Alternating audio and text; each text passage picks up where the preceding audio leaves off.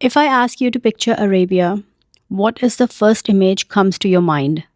I bet palm tree is somewhere there. And there's a reason for that. The date palm isn't just a tree here. It's a symbol. It's a story. And honestly, it's one of the most powerful metaphor for resilience I've ever found. Today I'm going to paint with you step by step a watercolor and I'm going to tell you why this palm tree has been painted. Hi, I'm Sana Asad. I'm a certified holistic art therapy practitioner, mixed media artist, and founder of Wild About Art Studio based in Bahrain. On my channel, you can trust your intuition, create without judgment, and trust the process more than the product. While I'll teach you how to create this whimsical palm tree, I will also share story of palm tree. Because once you understand it, you will never look at palm tree the same way again. So let's begin. All you need is your watercolor, marker, color pencils, whatever material you have. And I'm using this mini book, mini journal from Art Creation. It's not a watercolor papers, but it's 180 GSM, suitable for watercolor and any other medium. Even I use for mixed media as well. So this is what we are ready to start. I'll start with the trunk. Burnt sienna with a touch of gold or just burnt sienna or raw umber works beautiful. Arabian palm tree trunk aren't brown. They are warm, almost golden in the right light. Let's begin starting with a line. Start from the top or bottom and swipe upward or downward. Let the brush curve naturally. Palm trees are never perfectly straight. They lean, they sway, and that's their beauty. That's their resilience showing. A therapeutic note here. If your trunk goes wonky, leave it. In my HICAT practice, I tell my clients the wobble is art. A perfectly straight tree looks dead. A tree that leans look alive. Let your tree alive. Now the front, the crown of palm. Use green, any shade of green. But if you want to show more Arabian palm trees, then add a touch of golden in it, like a dusty golden green. Use the tip of your brush, quick, loose, downward stroke from a central point at the top of each trunk. Think of the frond draping down like a fountain of green. Some longer, some shorter, even some overlapping.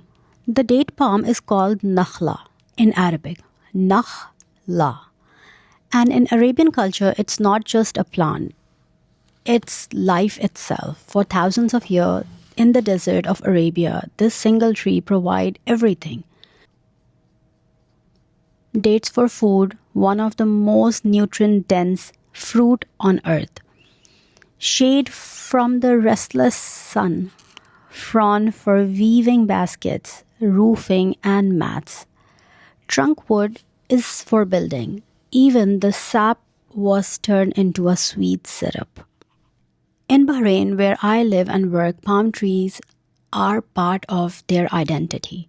This tiny island was once known as a land of 1,000,000 palm trees. They've been here for over 5,000 years, surviving salt, sand, heat, storm, and they are still standing. And that is what makes the palm tree such a powerful symbol. It blends in wind, but it doesn't break. Its roots go deep. It thrives in conditions where almost nothing can survive. It gives, and only gives. All this I learned in my recent art therapy workshop with beneficiaries, where I asked them to imagine their childhood neighborhood.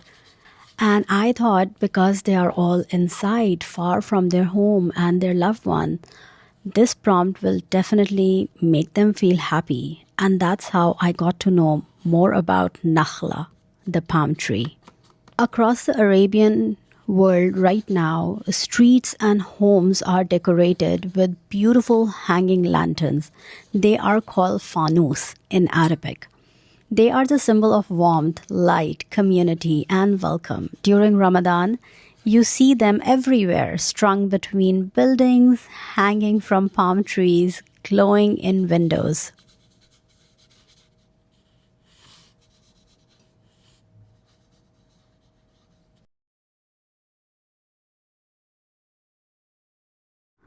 This is the first page, exactly the same how I show you right now. But in this first page, I added these lanterns. These lanterns, I use golden fine tip pen. The small lantern shapes hanging from the top of your painting between the palm fronds dangling from imaginary string. Simple shapes, a dome top, a body like a little bell or onion shape, and the tiny point at the bottom. And some crescent moon and stars between them, little dots as a beads of string. You can make them as simple or as detailed as you want. Mine are small and delicate, almost like jewelry hanging across the sky. And this is one tradition which I always follow every year since my kids were young and we moved to Gulf country. I always hang these fairy lights and lights with moon and stars before Ramadan arrive, just to bring the vibes and the beauty and glitter and shine. I think I love glitter, that's the reason. But this is what I really want my children to remember even when I'm not there. And hopefully they will also follow this tradition as a family tradition that Mama used to decorate our house before Ramadan. So how does it feel? Take a moment and look at your work. Don't judge it. Just feel it. Let me show you what beneficiaries did this week in their art therapy session, where the prompt was draw your childhood memories from your neighborhood. And this is how Nakhlah, the palm tree lesson formed, and I thought I'll share it with you. As we close today's session, I want you to remember art is not just something we create. It's something that gently creates us back. Through this Arabic themed Ramadan HICAT practice, I'm not just teaching techniques. I am sharing what I'm doing with my beneficiaries. The same reflective exercises, the same mindful layers, the same healing process we use to regulate emotion, building resilience, and recreate the meaning. If this resonates with you, if you would like to see more lessons inspired by Arabic theme, Ramadan reflection, and real HICAT exercises that I practice with my groups, please leave a comment below. Your comments help me know what you need. They help this channel grow. And they help more people discover healing through art. Save this video if you want to return to this practice later. Share it with someone who might need a gentle creative space. Till next time, take care of yourself and keep creating.